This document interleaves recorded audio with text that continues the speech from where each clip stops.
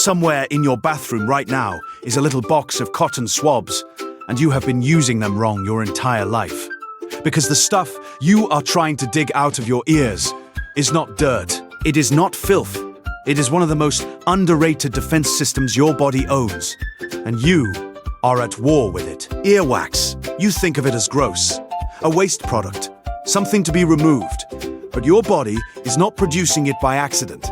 It is making it on purpose, constantly, to do several genuinely important jobs at once. The grossest thing in your ear might also be the smartest. So what even is it? Earwax, properly called cerumen, is not one thing. It is a custom blend. The skin lining your ear canal is packed with tiny glands, and they secrete a mix of oils and waxy fats, which combine with dead skin cells and a set of protective compounds into that familiar amber goo. It is a recipe. Lubricating oils to keep the delicate canal from drying out and itching. Sticky wax to catch anything that wanders in. And a payload of antimicrobial weapons. This is not your ear being dirty. This is your ear manufacturing a precise protective coating on a schedule for free. Now you are thinking, fine, but it builds up, so I have to clean it out. And here is the first thing nobody tells you. No, you do not. Your ear already cleans itself, automatically, with a mechanism that is honestly a little bit incredible. The skin inside your ear canal is the only skin on your body that moves. It slowly grows outward, from your eardrum toward the opening, like a conveyor belt carrying the wax and trapped debris along with it. Dead skin and old wax ride that belt all the way out, where it dries, flakes, and falls away without you ever noticing. And it is slow. The belt moves at about the speed your fingernails grow. Every time you chew, or talk, or yawn, the motion of your jaw helps nudge it along. So just by living, eating, and talking, you are running a tiny waste removal system in each ear every single day that you never have to think about. Which means all those years you spent diligently cleaning your ears were already cleaning themselves and would have been completely fine if you had simply left them alone. But catching wax is only half the job. That sticky coating is a moat. Dust, dirt, loose hairs, tiny insects that crawl in while you sleep, all of it gets trapped in the wax long before it can reach your eardrum.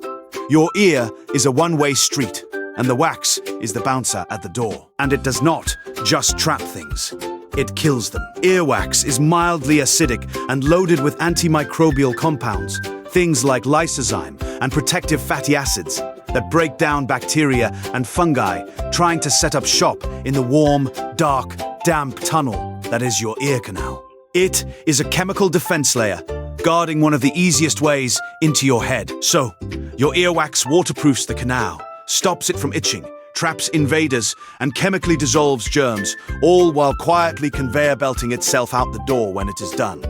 It is one of the most quietly competent things your body makes, and you have been trying to delete it with a stick. So, let us talk about the cotton swab. Here is what actually happens when you push one into your ear. You are not scooping wax out.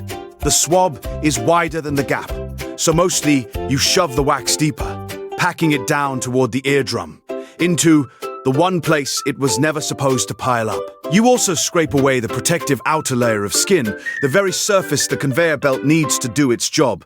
So the cleaning tool breaks the self-cleaning system and rams the wax past the point where the system could have removed it. You did not clean your ear. You jammed it. And this is the great irony. The single most common cause of wax actually getting impacted, blocked, stuck against the eardrum, muffling your hearing, is people trying to clean it out. The cure you invented is the disease. This is why doctors have a saying, never put anything smaller than your elbow in your ear. The actual move is almost insultingly simple. Wipe the outside of your ear with a towel and leave the inside alone. The conveyor belt brings everything to you. If your ears ever do get genuinely blocked, that is a job for a professional with the right tools, not a stick from the bathroom drawer. And while we are here, let us kill another one, ear candling. The trick where you stick a hollow lit candle in your ear and the warmth supposedly draws the wax out. It does not. It has been tested directly. It produces no suction. It removes no measurable wax. And the gunk you find inside the candle afterward is just candle residue, not anything from your ear. What it does do, reliably, is occasionally burn people and drip hot wax toward the eardrum, so that one is a hard no as well. Now, here is a strange one to leave you with. Not everyone's earwax is the same. There are actually two kinds: wet earwax, the sticky amber type, and dry earwax, a pale, flaky, crumbly type. And which one you have was decided before you were born by a single letter in your DNA, one gene, called ABCC11. One tiny variation in it flips your earwax between wet and dry.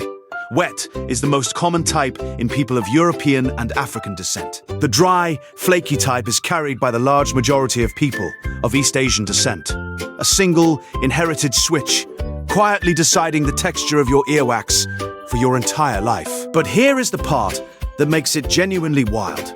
That exact same gene, the very same switch, also helps control how much your armpits smell. The version that gives you wet earwax also tends to give you more body odor. The version for dry, flaky earwax comes with notably less. Your earwax and your armpits are secretly reading from the same instruction. So the texture of the wax in your ears is quietly linked to whether you are a person who needs the strong deodorant. One gene, two completely unrelated seeming things decided in the same stroke. Your body loves to do this, to wire two random features together and never explain why. And one last gift, because earwax only gets stranger the closer you look. In Wales, the earwax never leaves.